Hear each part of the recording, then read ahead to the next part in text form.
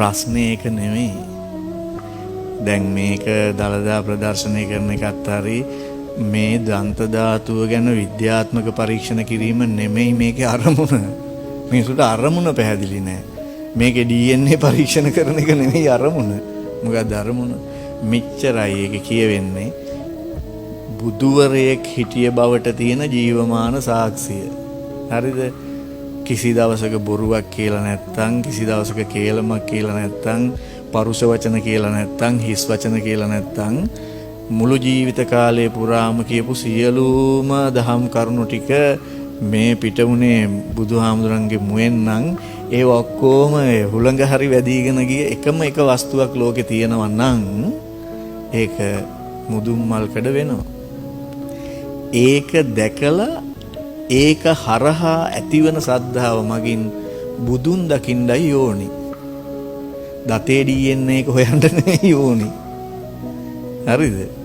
ඒකට ඇතිවන පැහැදීමෙන් බුදුහාමුදුරුවෝගේ දර්ශනය මොකද්ද කියලා හොයාගන්නයි ඕනි. එහෙම හොයනවා නම් ඔය පෝලිං වල ඉන්න ගමන් වැටෙන් පනින්නේ නැහැ. හරිද? පෝලිං වල ඉන්න ගමන් ගහගන්නේ නැහැ. පෝලිං වල ඉන්න ගමන් බනින්නේ නැහැ. පෝලිම ඇදයි කියන්නේ නැහැ. ගිහින් තියන්නේ පෝලිමේ ඇද හොයන්න නෙමෙයිනේ. නේ? කවුරුත් කණ්ඩ බොණ්ඩ දුන්නේ නැහැ කියලා කියන්න ඕනේ නැහැ. මොකද එහෙ ගිහින් තියෙන්නේ කාලා බීලා එන්න නෙමෙයිනේ. පැහැදිලිද? ඒ නිසා මේ ඇවිල්ලා මේක ආමිෂයක්නේ. මේක හරහා ප්‍රතිපත්තිය හොයාගන්න එකයි වෙන්න ඕනේ. මිනිස්සු හොයන්නේ ඕනි දේ නෙවෙයි. හරිද? මේක ගැන විද්‍යාත්මක පරීක්ෂණ ඉල්ලන එක තමයි හැමෝම අහන්නේ. මේ අහන හැමෝටම මම කියන්නේ එක දෙයයි. මොකද්ද? විද්‍යාත්මක සාක්ෂි සෙවීම නෙවෙයි කරන්න ඕනේ. ඔබ බුදුහාමුදුරුවෝ කිව්ව දර්ශනය හොයාගෙන ඒක ජීවිතේට යොදාගන්න මාර සැනසීමක් තියෙනවා. එච්චරයි. මන් දන්නේ නිවන් දකින්නවා කියන කතාව ගැන මට පැහැදිලි නෑ තාම. ඒ තියෙන දර්ශනය යොදාගත්තොත් නම් මාරම සැනසෙල්ල ඉන්න පුළුවන්. කිසිම කෙනෙක් ගැන ඊර්ෂ්‍යාවක් ඇති වෙන්නේ නෑ. කිසිම දෙයක් ගැන ඊර්ෂ්‍යාවක් ඇති වෙන්නේ නෑ. මාර වැඩක් ඒක. කිසිම දෙයක් ගැන ලෝභකම බැඳීමක් බදා ගැනීමක් ඇති වෙන්නේ නැහැ. භාවිතා කරනවා විතරයි.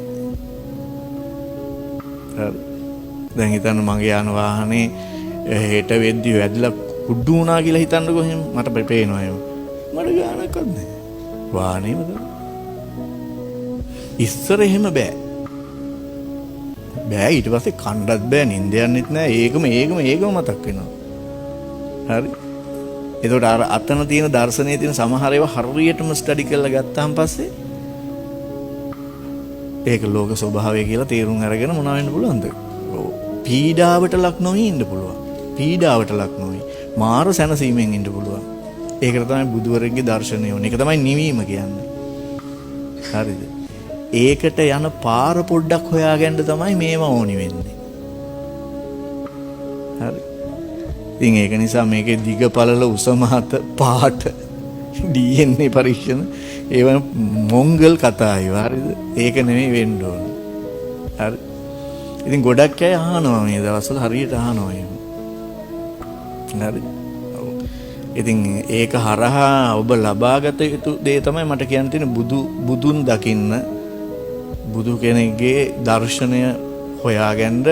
ඒ දර්ශනය ඇතුලේ මාර දේවල් ටිකක් තියෙනවා.